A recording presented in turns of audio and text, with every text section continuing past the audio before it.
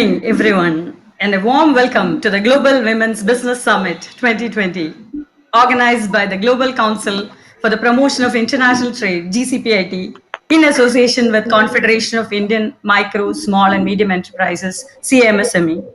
My name is Aparna G. Kumar, and I am the National Secretary for the Women Entrepreneurship and Empowerment vertical of CIMSME.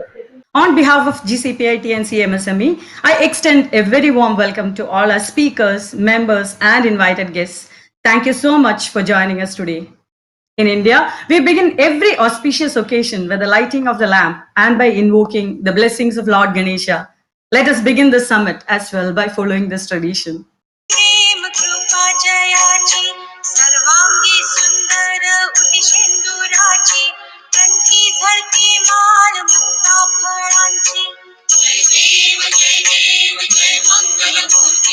दर्शन मात्रे मन कामना पूर्ती जय देव जय देव खचित भरा तुझ गौरी तुमरा चंदनाची उटी कुंकुटेश्वरा हिरे जडित मुकुट शोभतो भरा झुणझुणती नोपुरे चरणी घागरिया जय देव जय मंगल मूर्ती दर्शन मात्रे मन कामना पूर्ती जय देव लंबोदर पीतांबर ओम नमः शिवाय। ओम समंगल मांगले शिवे सर्व साधिके शरण में त्र्यंबके गौरी नारायणी नमस्तुते। Women's Business Summit 2020, initiated by GCPIT and CMSME, is a dream. A dream for all women, a dream towards an inclusive world, a dream towards gender equality. We have seen women coming together when there is an abuse. We have seen women coming together when there is violence. We have seen women coming together when there is a trauma. We have always been supporting each other during a tragedy. Just imagine the strength, the power, the change we are going to create when we come together to celebrate our victories, our talents, and our triumphs. This is what the Global Women Summit. It is a celebration of all our victories, a celebration of womanhood. This is not a one-time event. This is not a one-time event. This is going to be a global movement which we have initiated, and we are not going to stop here. This is just a beginning. We have wonderful initiatives lined up to create a sustainable change in the lives of our women. We have launched Womenomics Global Movement with a to economically empower women. Womenomics, as we know, is the idea of women's economic advancement, which will improve the economy as a whole. We have our women change leaders who will support in identifying and developing more and more powerful women leaders. We have our global ambassadors who will be the positive influencers spreading our vision and mission across the globe in all our global events for the whole year. We are identifying 500 global women leaders from across the globe, which will include unsung heroes as well as, and they will be interacting with us for creating ambition and a positive influence in all our women, thereby helping them to dream big. We have She Trades Global, the annual virtual trade fair for women, where they can meet their buyers sitting in the comfort of their home. We are launching SME Global Business, our global magazine with a vision to change the futuristic SME business. Communic is our national magazine which has 69,721 plus subscribers. Global CXOs is our global news portal. We have our Nudge Lab, which is a virtual lab for improving decisions about health, wealth, and happiness. We have our global virtual industry clusters to support specific industries. We have many, many more such initiatives which aim at the holistic growth of every entrepreneur. As you all know, Confederation of Indian Micro, Small and Medium Enterprises, CIMSME, Global Council for Promotion of International Trade, GCPIT, GCCR, Global Council for Cluster Excellence and Research, are a group of non-profit organizations, and we are the fastest growing entrepreneurial network in the country. We are the go-to organization for micro, small, medium enterprises, and also for womanpreneurs, solopreneurs, studentpreneurs, and so on.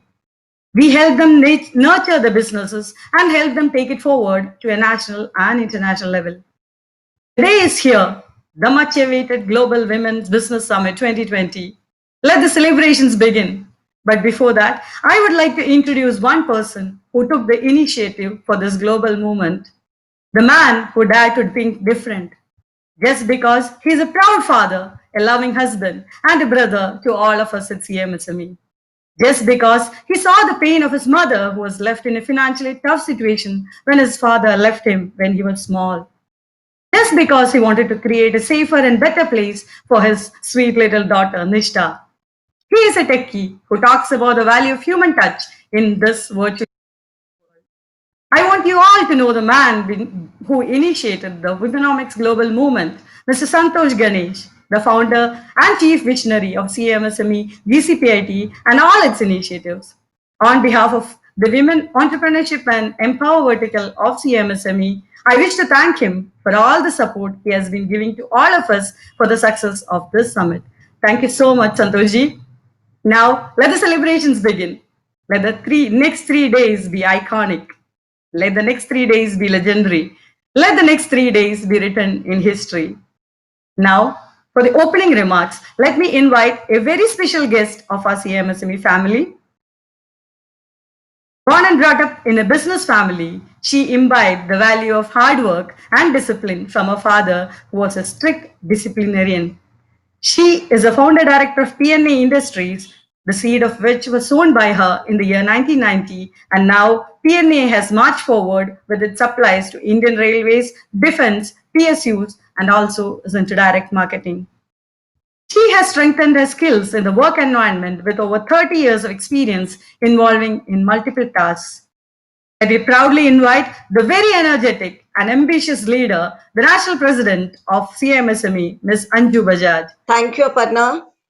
Namaskar to all of you. As a chairperson of MSME for Confederation of Indian Micro, Small and Medium Enterprises, I take great pride in welcoming you all, the speakers, the attendees in this first Global Women Business Meet. Yes, Aparna, very well said about Santoshji. Motivation, dedication, and implementation of a founder which has created this event a dream come true for many of us from CIMSME family. He is none other than a father of a young daughter, Mr. Santosh Ganesh. I'm confident that you will enjoy stimulating sessions and your presence and participation will help contribute to this vibrancy and enrich discussions around the themes developing professional knowledge, exchange insights, and collaborate. During the course of the 3 day summit, we have lots to learn from each other, from her stories to interesting sessions by our global speakers, mentors, women in leadership. Then we have women from empowerment. We have women to talk about equality and change. Global business leads to high level competition among businesses. We need to educate other women, make them aware of their country's laws, the process of entrepreneurship, with the goal to empower women in all settings. We should ensure that all women have a place at the table in our increasingly connected world. Workscape has changed drastically during this pandemic, but at the same time, there has been blessing in disguise for all of us. Women have started working on new avenues and opportunities. It is well said that sharing is caring, and if we women want to strengthen ourselves in our countries, then we need to extend our arms to our other sisters and raise them up and strengthen them so that we form a consortium globally and work together for better life and a better world. Many of you will believe with me that our mothers are the first fuel of our activism. Let's all be a mover and a doer. The journey has just started, and we look forward for other women to join this mission and the movement of empowerment and give other women chance next year to be part of this very platform. Thus, it is timely that the summit will enable you to meet and discuss virtually the critical issues for growth and upliftment.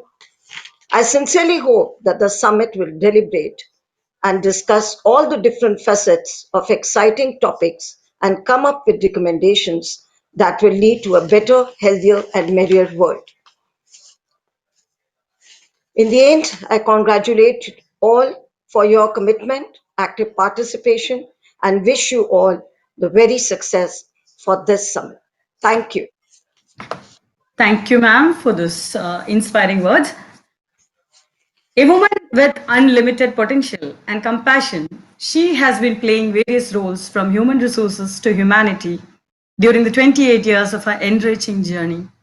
Started as a human resources officer, HR manager, country HR head, global HR business partner, entrepreneur, founder of two educational institutions, writer, blogger, researcher of gender neutrality since 10 years, gender neutral leadership trainer, culture building consultant, youth and women counselor, founder of Purnam Foundation, a mission to build gender neutral society of dignity and harmony, and a supporter of He for She from UN Women, that we proudly invite the National Vice Chairman of CMSME WE Vertical, Ms. Rajashri Rajshekhar, for her own opening. Thank you very much, Aparna. Always enthusiastic and very, very positive, way of introducing everybody and your outlook. Thank you, Anjuji, for the encouraging words. And you have been always a role model for all of us at CIMSME. And we are always, glad to have you, the first woman of CIMSME. CIMSME, I welcome all the dignitaries because Aparna has spoken a lot about CIMSME. So I welcome all the dignitaries, guests, audiences, CIMSME family to the Global Women's Business Summit as a vice chairperson of WE. I believe there is a technical glitch happening. Is my audio clear to everybody? Yeah. Global Women's Business Summit. Mishma, can you please confirm? Is the audio yes, okay? Yeah, it's okay, ma'am. The Global Women's Business Summit is a thought process culminated into a movement that has brought out multiple dimensions required for a woman's success in life. Hence, the Womenomics, Go Global, Women in Leadership, Business Sustainability and Inclusion. These are some of the topics which we have included, and few stories which have created history and the impact on lives of people. Movement is an ongoing process and leading to the bigger change and transformation. This summit has initiated that multidimensional process which has expansion of freedom of choice and action in all spheres of economic, political, socio-cultural, and personal and familiar to shape women's life. Because women's life, entrepreneurship, success is holistic. It's not specific. The summit will pave away choices of partnerships, alliances, knowledge sharing, foreign trade, government funding, support, and much more. CIMSME has taken the holistic approach to understand the women's need and add the ecosystem of business development and expertise organizations providing the range of support globally. We welcome you to the new era of women having freedom to make choices rather than fight for it, with the plethora of opportunities available to her through the summit. Thank you. Thank you so much, Rajshri ma'am. Now, it is the most awaited moment of our summit. It's time to listen to our chief guest. Let me introduce our chief guest. She is an MBA from Bangalore University with a keen interest in politics, growing the ecosystem for women in tech and women entrepreneurs. She was a national lead for the NASSCOM Diversity and Inclusion Initiative from 2007 and added on to being the regional manager NASSCOM Karnataka region in 2011. During her tenure at NASSCOM, she grew the diversity initiative to include employing persons with disabilities, generational and cultural diversity, along with gender. She drove the Diversity and Inclusion Summit and the NASSCOM D&I Awards since 2008 and had over 300 companies participating nationally in the summit and the awards. Her one-point agenda across regions has been to actively involve and get CEOs committed to the journey of diversity and inclusion. She is currently the director of NASSCOM 10,000 Startups. She oversees the operations of NASSCOM startup warehouses across the country and leads programs nationally to build and grow startups. She also works closely with various state governments to build the ecosystem for tech entrepreneurs. Prior to this, she was the account director at AnitaB.org India, a social enterprise that connects, inspires, and guides women in computing, and organizations that view technology innovation as a strategic imperative. Her current role is to recognize women making positive contributions and advise organizations on how to improve performance by building more inclusive teams. Let me proudly invite our first chief guest of the day, Ms. Kritika Murugesan, for her address. Over to you, ma'am. Hello, and it's been an absolute pleasure to be part of this event. I'm truly amazed at the amount of effort and the coordination that's gone into putting this wonderful event together. We definitely need more and more of such platforms to highlight inclusiveness across not just the country, but across the globe. I can't be more thankful to the organizers for putting such a wonderful conference together. I'm sure we'll have many wonderful things to listen to as we go ahead with the evening. But, I just want to touch upon 2 or 3 key points. It's a proven factor that, women on boards, companies that have women on boards have done better financially, right? That's one part of it. But I really want to spend more time in terms of talking about what inclusiveness really means and why is it important. Today, it's a proven factor that inclusion and diversity is a necessity for any business, given that it brings diverse talent, it brings innovation, and it brings diverse thoughts into the organization. Any organization that has to do well has to be culturally diverse as well. Today, inclusion is not just about gender, right? It is across generational diversity, it's cultural diversity, it is inclusion of the different economic sectors, right? Inclusion of persons with disability. All of this brings together what we call as the whole inclusion and diversity factor. Many of us on this forum today are pretty privileged. We've had education, we've had pretty strong backing from family and friends. And we are able to today make a difference in terms of the work we do, in terms of thoughts that we bring. I'd really like to, talk to you today a little bit about, how our education should talk about, and we should be able to work together to bring about a change. How are we helping other women? How are we helping transgenders? How are we including the LGBT community, right?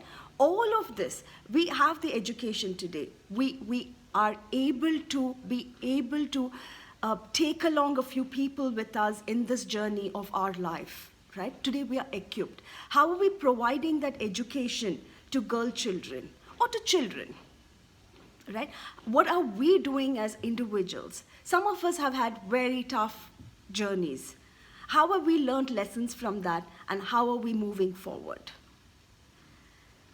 I really don't want to prolong the proceedings of the evening, but I'd just like to conclude by saying, let's all put our thoughts together in terms of saying, how do we think about inclusion holistically? How do we bring that whole inclusion into each of our organizations, into each of our lives, to drive the whole journey of inclusion, skilling, talent? The more we do that, the more we're going to succeed. So wishing you all a great evening, and thank you once again to the organizers for this wonderful session, and wishing the event the very best, and look forward to the sessions as well. Thank you so much. One more very special guest with us. She is a very familiar face for our CMSME family. She is an academic entrepreneurial research management leader with extensive experience of working in innovation, enterprise, economic development, and partnership within life sciences, health and technology, in academia, industry, and business sectors globally. She is focused on stimulating economic and inclusive growth with business and universities link-ups. She is governor, university court member for University of the Highlands and Islands, the highest governing body responsible for a unique partnership of 13 academic, further and higher education colleges. Kritika ma'am is back or no? She also advises Scotland's National Academy, Royal Society of Edinburgh's Economy and Enterprise Committee (EEC), and as a member on economy, academia, business innovation, commercialization, and entrepreneurship policies. She is the director of the World Health Innovation Summit, a social enterprise supporting communities and healthcare organizations with United Nations for implementation of sustainable development goals globally. She is an active member of Investing Women Angels, Scotland's only all-women angel investor group, supporting female entrepreneurs and innovative company founders with investment, mentoring, advisory, and training. An active member of Changing the Chemistry, she is a strong proponent of diversity and inclusion in boardrooms advisory and speaks regularly on public forums. She has published widely in high-quality international research journals.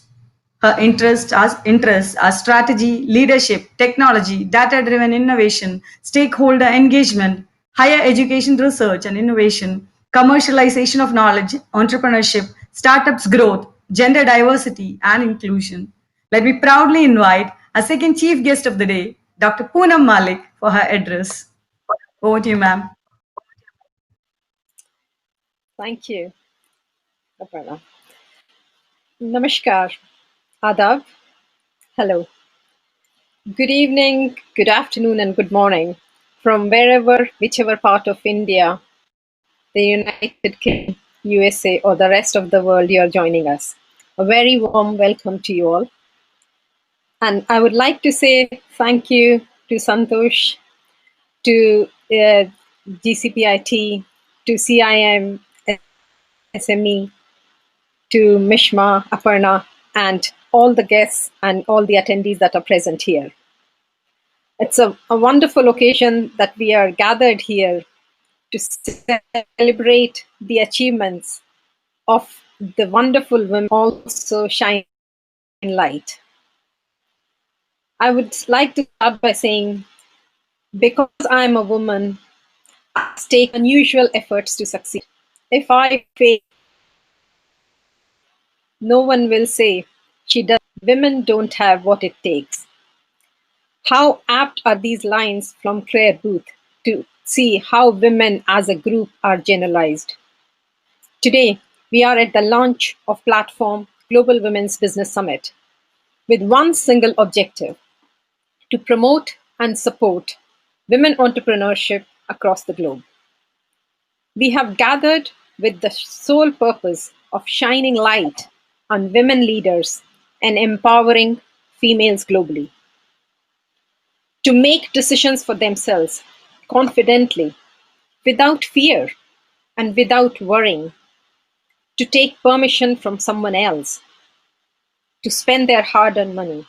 Yes, it may sound strange, but it is still the truth that in majority of places for women, even today, be it home, office, or business, they seem to be needing to take permission, approval from someone else, be it their father, brother, husband, or a boss, which invariably is almost always a man.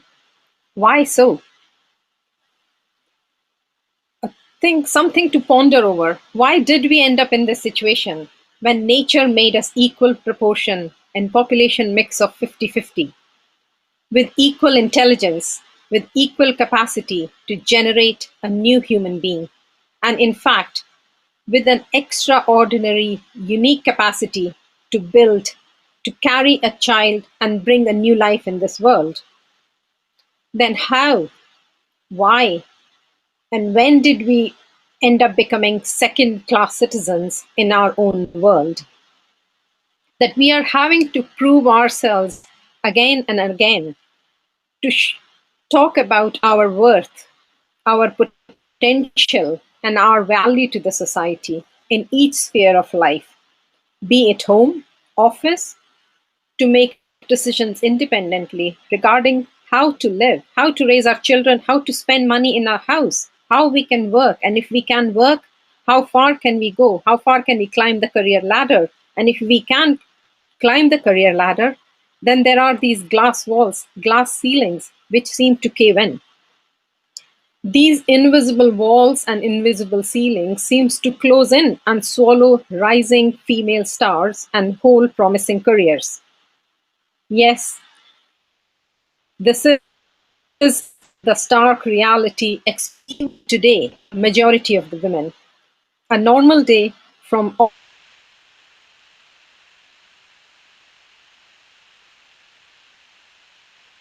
office to home and from a normal fathom, because fortunately these were never, they never had to face this. For some unexplained reasons, these challenges have been reserved solely for the women count. They have to face a very different kind of music every day, from home to office and society and in workplaces. You all would have heard about famous Harry Potter author J.K. Rowling. She rightly said that destiny is a name often given in retrospect to choices that had dramatic consequences. If you would remember, this week, Wednesday, was the International Day to End Violence Against Women. It was also the beginning of 16 days of activism against gender-based violence. This calls for global action to increase awareness and share advocacy for it. Now I'm aghast at the thought that I don't know when, how, and it was ever a good idea to be violent against another human being, let alone women, who are 50% population of this society. We are responsible for bringing new life on this planet. But looking at the domestic rate of violence, reported, unreported, hidden cases, the problem seems to be rampant.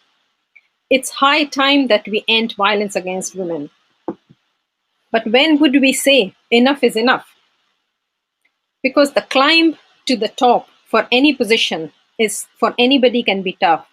But for women especially, the road to climbing to a high position seems to be filled with hurdles and barriers, and especially challenging. World Economic Forum reports that at the current rate of progress, it will take us 257 years, imagine 257 years to achieve gender equality. Now my question to you all is, who has the 257 years? How many generations of our daughters, daughter-in-laws, and their daughters must take birth and suffer the same injustice and unequal treatment before they can start to feel the same first-class citizens that the other half of the population seems to feel entitled to? When can we start to feel confident and happy in our own skin and stop worrying about imposter syndrome? Now, many of you would have felt and heard about the imposter syndrome when women, however senior they are, however good they are, they tend to worry about being found out, that they probably are projecting something that they are not. As Rosalind Carter said, a leader takes people along where they want to go, but a great leader takes people where they don't necessarily want to go, but ought to go. And that is where we want all women to be, in that place. If I take example of my second country where I'm living currently, in the UK, if the gender gap is closed, the world economy will be improved by $326 billion. Imagine 250 billion pound if all women were to start and attain their maximum potential. Now the question comes, why are we not taking advantage of that situation? Why are the 50% population of world is still facing challenges? If I take another example, the board's position, as it is known, the survey said that over 50% people want to be reaching corporations board as part of their senior career. But the reality is only 7% of corporate boards have women on their leadership. It hurts to hear it, but this is a shocking reality. Now, what are we doing about it? what can we do about it to break those old boys network? I'm pleased to say that in Scotland, there was a target set by government for public sector board, which was called, slogan was 50-50 by 2020. We mean to have on public sector board, because that is where government can impose certain regulations and processes, clear and transparent processes, to have 50% women on the boards by year 2020. And I'm pleased to say that we did hit that target in 2019. So change can be achieved if the right processes, policies, effort, and will is to be followed with it. Recently, a recent example just this week, Germany has passed a ruling that every listed company, and now I'm not talking about the public sector companies who are bound by the rules. This is a ruling for the listed companies. Every listed company will have to have 1/3 of their board membership from females. And now I know people have divided opinions about the quota system. I have personally myself never been a fan of it. But the thing is, if you need to bring a change, a regulatory requirement sometimes is the must. That is the kickstart process that needs that right push for people to follow. Along with that, when people see success, because success comes, there is ample evidence that diverse boards and diverse teams and diverse organizations perform way better economically, not morally, it's not a moral case. Financially, their balance books and accounts are much better performing even on the stock market when there are diverse teams. But because of the barriers that are put in place, we don't reach that. So well done, Germany. Hopefully more and more countries will follow that path, and eventually we will see some change. And I'm taking this example, both problem basis, positive and negative. Now, COVID-19 has not been kind to anyone, the challenge of health, but it has been particularly challenging for women. Imagine a homework setting. Husband gets the study, library, or the living room table, or a sofa. And where does women get to work? On a kitchen table. If they are lucky, they sit on somewhere in the kitchen. And because of that proximity to exposure to everybody, responsibility of tackling and taking care of all children's need and elderly people in the house, be it food, breakfast, opening the door, giving the food to the dog, everything falls on the women's household. Where is the justice in that two people who are facing the same work requirement, one takes priority and precedent over other? Why is it that women need to take shoulder the home's responsibility maximum and more than compared to their men counterpart? Why do partners, husbands, brothers pitch up more and pick up their share of extra burden? World Economic Forum also reported that the global gender gap has widened in this COVID situation than ever before. And this regression stands to hit women much more worstly at the base of the pyramid, because the women who are suffering more are at the poorest levels of society. They are suffering economically, people have lost jobs, companies have folded. And now we would wonder why, despite talk of progression, hitting home the message, why are we still in this situation? Now, if I think back and look at it, there are several layers of complexity of this challenge, and there are multiple barriers. I would outline few, and then from your own experiences, you can relate them and see where they are existed. For example, there are structural barriers. Women are in low-paid jobs at lower bands, lower level, being able to come out of that vicious cycle due to lack of opportunities, exposure to cushy projects. So my request to and plea to our colleagues, male counterparts who are at the moment, sadly, unfortunately, are in the positions of power and influencing power, that you need to take steps. You need to plan that succession, bring women.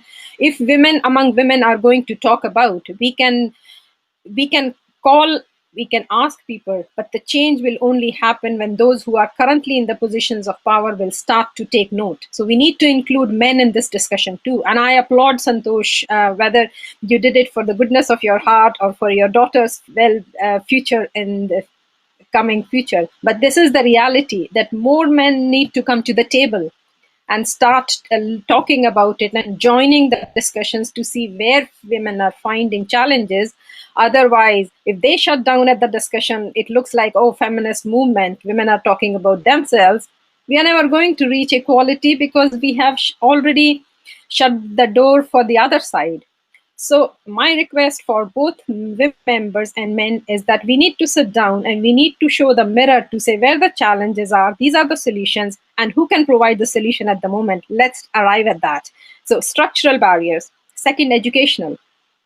Education is the key for everything. We all realize that if you educate a woman, you educate an entire next generation, because she educates the children and they are a literate, educated, skilled society. Which is why we need to make sure that young women, young girls, they have access to good quality education, and so that they can follow their dreams. In terms of, and also the subject matter, it's like technology, science, why women cannot study them. There is nothing, the nature has not given us a smaller brain to not being able to follow that. So we should encourage, because this is where the future is. So why should that talent be left out of the society? Political situation. Property right, inheritance right, boys inheriting family name. These are some of the actual reasons why women tend to feel and be believed like a second grade citizens, because they don't have a say in those. So this is where policy matters, the government play a role in it. Societal thinking and mindset and cultural barriers. It's not a problem of just the organizations which are not giving equal rights to women. When we look down deeper into the society's mindset, what subjects should girls study? How should they behave? Who should learn the housework? Why should my daughter learn the housework and not my son? If they are both going to go out and work places, they need to learn to share and shoulder the responsibility. Hence, we need to change the age-old mindset that only women need to learn the household and men only need to go out and play. She can equally be the next Mary Kom, or she can be the person who brings the gold medal.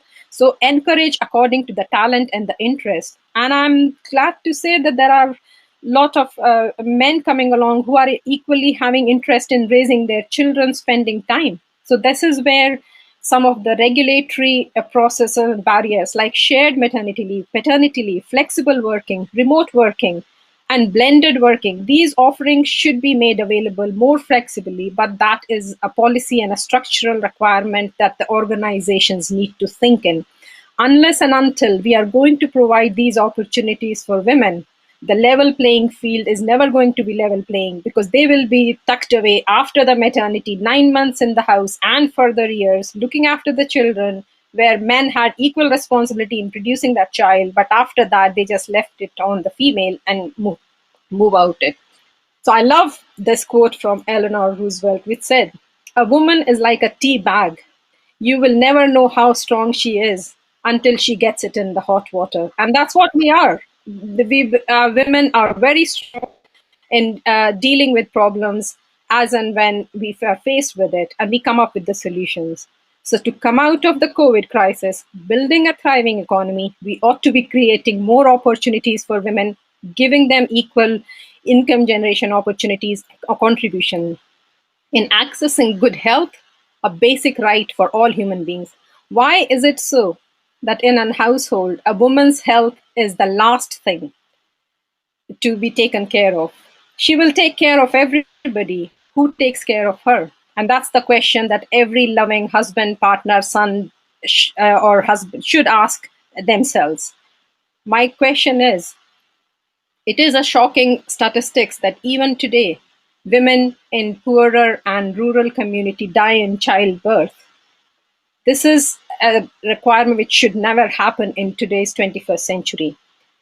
Due to lack of access of sanitary care products, a very challenging topic. Lot of younger girls drop out of the school because of the stigma that they don't have access to good sanitary product. It's a basic function. Menstruation, we don't talk about it. It's a taboo subject. But it's a basic function of a human female biology, which gives us the capability to produce a new living life. And that is cherished. Everybody, when they bring a new daughter-in-law in the house, they want them to produce them the next generation kids, be it a girl or a boy, but they want them. So why is menstruation, which is the beginning of that, a taboo subject? Why we cannot provide and talk about it openly so that women, when they have challenges or problems, can talk about it? I'm proud to say here, again, I'm going to quote, Scotland is the first nation in the world which just this week on Tuesday passed a period bill. It's the first nation in the history of the world to make free sanitary product available to every girl and every woman. Now, this will end period poverty. Scottish Parliament has done it, and it will help more young girls staying in the schools longer, attending schools, and reduce absence and loss of studies. This is a situation which the entire world need to follow. We need a new sustainable development goal to say end period poverty, make sanitary napkins available so smaller girls in the villages don't need to sit at home just because they cannot go to school because of shame. Now, coming to another big challenge, investment challenge for women startup founders. It is a well-known documented fact that just less than 1% of investment funding comes to female founder. Imagine how unequal this world is when 99% of the investment funding from venture capitalists, funding groups, angel investors go to male counterparts. Naturally, those 99% business, out of those, some will succeed. And from that miniature amount of 1% women that gave, even if one business makes it big, that's a big success. But do we want to live in that unequal world? And the reality for this, just this week, in the very famous journal Science, published a peer-reviewed scientific study based on the data-driven evidence, analyzing the data, that female founders actually get penalized from investors. If you want to look at that study, look, because this is based on scientific evidence. It's not a myth. It's not my belief or your belief. That female founders get penalized for their lack of understanding of their business offering or their industry understanding. People may inherently, unconsciously assume that women might not have understanding of technology, computing science, physics, or robotics, or for that matter, manufacturing. Why so? Who decided that? But that is what investors think, and as a result, they don't fund it. So there is a systematic problem at the venture capital level, and the solution for that is more women across the table to be angel investors, to be venture capitalists. We have women holding 50% of the wealth in their name. But most of the time in traditional societies, it's in husband's name or father's name or son's name after husband's death. Why cannot women inherit that, be owner, and feel confident in spending their own money? So that is what, going forward, I would say we need to challenge and address some of these structural barriers. Some policy changes are required. And now coming to women themselves as leaders. If I look back at my own journey, I'm sorry my to best, I'm sorry to interrupt, Dr. Poonam. yeah, We are running I'm just a wrapping up. bit late on time. Yes, thank you. Thank you. Yeah, final sentence. Yeah, it's my last sentence. I would say that our vision is that more and more women entrepreneurs can leverage the opportunities and provided the business ecosystem supports them. And when let down by the system, I gain courage from Maya Angelou's inspirational line, said that you may encounter many defeats, but you must not be defeated. In fact, it may be necessary to encounter the defeat so that you know who you are, who you can rise from. I will close the final lines with my all something that we must be wanting Thank you to so achieve much. Hello? at each cost. Yeah. Thank you very much. Good luck and God Thank you bless. so much. Thank you so much, ma'am, for your powerful words. I hope it inspires all the men also who are attending. Thank you. I think Kritika ma'am has again lost her connection also. So let's move on to the next section. And one day, she discovered that she was fierce and strong and full of fire, and that not even she could hold herself back because her passion burned brighter than her fears. We all have stories to tell, stories of courage, stories of talent, stories of triumph. But most of the time, we are scared to share our stories. Imagine, as I said in the beginning, if we all shared our stories of triumphs, what a movement that could create. In the next section, we have some very powerful women with us today to share their stories of triumph. Our first speaker in her stories, she was a VP of Infosys. She was a delivery head for product engineering unit and development center. She was a head for Infosys Bangalore. She is CEO of Electronic City Industries Association and Electronic City Industries Township Authority. Member of City Connect Foundation and is on the academic advisory board of MSR and CMR management institutions. She is currently co-chairperson and external member of Anti-Sexual Harassment Initiative in Infosys. She is an active member from its inception in 1999 and has contributed significantly towards documenting policies and processes. She is also a member of Anti-Sexual Internal Complaints Committee in IAM Bangalore, Biocon, Rangadore Memorial Hospital, and Safran Bangalore. She was a founder, core member of IWIN, Infosys Women's Inclusivity Network, and was instrumental in setting up CRESH in Electronic City. She has taken active role in IWIN activities, including mentoring and counseling women. Let me proudly invite Ms. Rama to share with us her story. Over to you, ma'am. Hello, am I audible? Yes, ma'am. Good evening, everybody. I think thank you for giving me this opportunity to share my little story. Actually, I am glad to share that this is my 50th year of profession. I passed out engineering 50 years back, and you can imagine those days, forget about equality, and nobody was even talking about it actually. And I heard Dr. Poonam talking about the expectations of women, how the society should treat us, and things like that. At that moment, the whole concept of a girl joining engineering college was unheard of. All the boys in my college, in fact, hardly we were 3, 4 girls in the whole of college. And when I now see 30, 40 women, girls in a class, and almost in some of the organizations, like even ITES and all, 30 to 40% women are sometimes even more, and they have spread their wings in all our areas. I feel proud of all the women who have really made it. And in spite of all the odds and societal issues, we have made it. I think we should sort of think about the positive steps we have taken. Believe,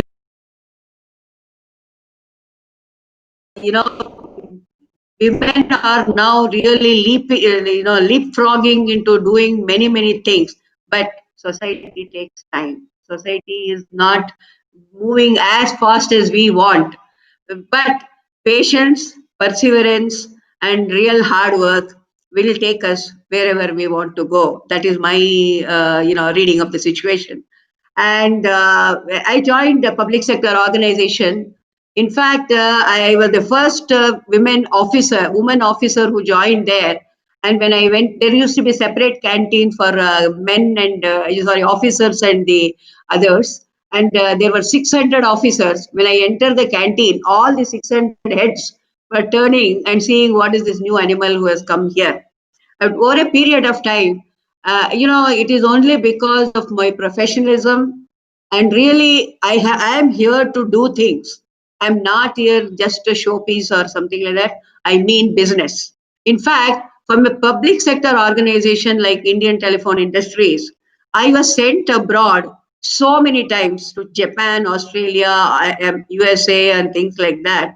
It is really unheard of, because there are so many people who had asked me, how come you got this kind of opportunity? And see, I think for me, learning was very, very important. Whatever I wanted to learn, whatever I wanted to do, I mean, instead of really talking about it, I want this, and I really made things happen by doing things. I think doing is the best way of showing to the world we are here to stay. Definitely it has helped me, and against odds. For example, nowadays it is very common for like the in-laws and everybody to accept that daughter-in-law working is kind of given. But those days, even men accepting at the workplace and at home, and in-laws accepting is also very. In fact, I have faced a lot of odds because of that also. In spite of that, I made it reasonably well in the public sector organization. Then I moved to Infosys, and it was a big change, big difference. And adapting from a public sector to a private sector, the whole challenge is totally different. And in fact, it was a very, very good experience for me. From hardware, electronics hardware, telecommunication hardware, I moved to software. And I must tell you that experience has been very good. In fact, I was kind of heading the Bangalore center, and I mean, the way we were dealing with the customers and across the globe. Morning, I have calls from the East Coast. Evening, you have calls from the West Coast and things like that. And to make people at home, why the whole day you are having calls all over the place and you are always on the call? They were, like those days we were, I mean, even laptop was not at home. If I had to do more work, I have to stay back in the office, travel a lot. And so people were thinking, why are you working so hard? Why do you have to do so much work and things like that? My own contemporaries, even women, were thinking. So the fact that I really want to see that I have ability to do it. I want to learn new things. I continuously, like I am flexible. I mean, and once somebody asked me, my bosses asked me, "Oh, can you travel? Can you go there? Can you go here?" No, I have come here to work. I will do whatever it takes for me to work. I think that is a message we have to give it to the people. That is not about, I want to, everybody has to become CEO or, top of the world or things like that. But when we are there, we have to be professional and give a message that we are definitely interested in working, working and making things happen. I mean, the more recent experience for me in the last 10 years, that those are all corporate world. I like any other corporate job I have taken up. Now in the last 10 years, I've been running the association, later on the Industrial Township Authority, wherein it is a self-managed 903 acres. It involves the complete administration of the entire place. I mean, creating a smart city command center, and taking care of complete estate management, street light, water, security, dealing with CISF, police, and everything. It's a complete new field, a new way of approaching life itself. And it's kind of very different to feel that maybe many people say that we would not have married a woman to do this kind of job. Maybe like software is a very accepted fact, but this one is completely totally different. And I've been able to sort of manage. And in fact there are occasions where you know, it's always a man's world, like what Dr. Poonam was telling. It's a man's world. Everybody, they huddle together. They will want their things to your interest, your passion, your perseverance will definitely help. One example I want to give you in 1985. Actually, that time with NEC Japan, we had signed up with a project for digital microwave systems from the public sector company where I was working. Actually, there was a clause that within 31st December, if we place the order, we will get a great advantage in foreign exchange, and $1 to 110 yen is applicable. Otherwise, it will become 160. That means we'll have to spend more rupees for the same yen. So, actually, toward the last week of December, I went to Delhi and went to the South Block to the finance department. And I had to take a letter. I went to a court, Hazaribagh court, and got it typed, got signed and everything. I was sitting in that office at 9:30, 10 o'clock in the morning. And I told them I want to approval for this kind of SKD CKD kits. And I was there for a long time, and then till lunchtime I was waiting there only. When he went for lunch, he saw me. Oh yeah, I'm very busy, he said. At 5:30 also I was sitting there only. Hey, why are you sitting here? No, unless you give me approval, I cannot go out. So he was really taken aback, and he called me inside, and I explained to him that those days India had to pledge gold for foreign exchange. Today, of course, we have billions of dollars. Those days we were not having. As I said, so much foreign exchange is going to be saved for the country. I really want you to approve it.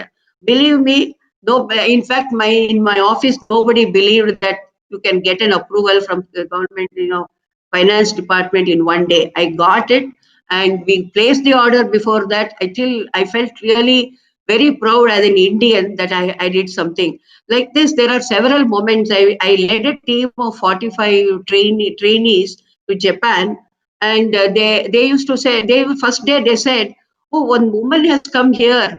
So they are not used to this. At the end of the training session, they started calling me Ramasan for everything. Ramasan, Ramasan, Ramasan. So they became a very known figure in NEC Japan. The other one was the Darjeeling Kalimpong. There was a situation where there was a military link, a microwave link between Darjeeling and Kalimpong, and there were some issues, and I was sent there to fix the whole issue. And that commander said to my boss directly in front of me, asked me, "Kya ek chokri ke bed diya hai? Kya karti hai ye?" Like that, of course, I don't know Hindi much, but then at the end of 15 days, when I fixed everything and everything was working, he called me to the best. And the same person called my boss and said, she's done a wonderful job and things like that. So I just want to tell all my, young friends that it is important not to give up. Important to have focus, have passion, and definitely you can achieve whatever you want to achieve. And there are hurdles. Actually, for example, when you travel from anywhere to another, let's say from here to MG Road, there are road humps. Road humps are there to cross. Definitely, if you are focused on destination, you will destination. Wish you all the Yes, best. I'm sorry to Thank you so interrupt much. you. It would be nice if you can conclude. I have already Thank you. concluded. Yes, Mishma, ma'am. We are concluded. Thank you so much, ma'am. That was so inspiring. Thank you for sharing your story with us. Now we'll have a Thank you. Thank you for thank you giving me so an much, ma'am. opportunity. Wish all the participants very best. And I am sure with the current takeoff point, all our women will do much more than what we have achieved, because we started off from zero level. You are all Oh, starting at a higher level. right. Correct? Huh? Yes, thank you. Thank you so much, ma'am. Thank you for joining us. Now we'll have a short break for 2 minutes when you will be taken to the lounge area where you'll be able to network with our guests who have joined us today. We'll be back. We'll be back. Dr. Mishma Stanislaus, our Global Communications Head, will lead the 2 panel discussions on women in leadership and business inclusiveness and sustainability. Have a great networking experience. Thank you so much.